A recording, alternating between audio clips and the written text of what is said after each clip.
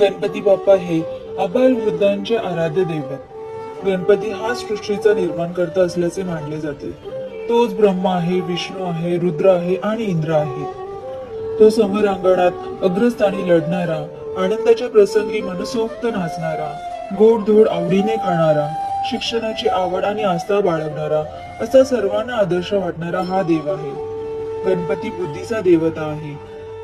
विविध कलांच्या आविष्काराने सर्वांशी खुला संवाद साधणारे आणि सर्वांना आपलेसे वाटणारे हे दैवत. पराक्रमी असले तरी कोपिष्ट नाही, तेजस्वी असले तरी तापहीन असे हे दैवत. यामुळेच दैवत्व असलेल्या गणपती जवळचा आणि आपल्यातलाच वाटतो.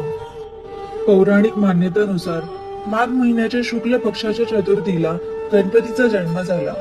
गणेश लहरी ज्या दिवशी प्रथम पृथ्वीवर आल्या तो दिवस माघ शुद्ध चतुर्थी.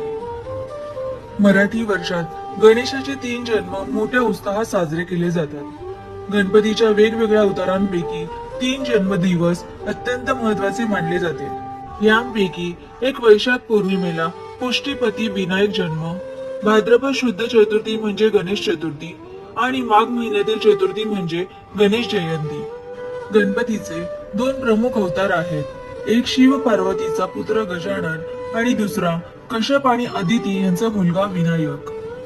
माघ महिन्यातील ही विनायक चतुर्थी तिलकुंड चतुर्थी, वरद चतुर्थी या नावाने देखील ओळखली जाते.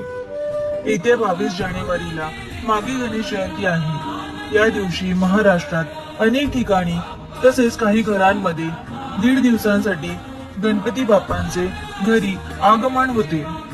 या दिवशी श्री गणरायाची विधिवत पूजा करून व्रत केल्यास प्रत्येक इच्छा पूर्ण होतात, तसेच जीवनात सुख समृद्धी कायम टिकून राहते असे म्हटले जाते.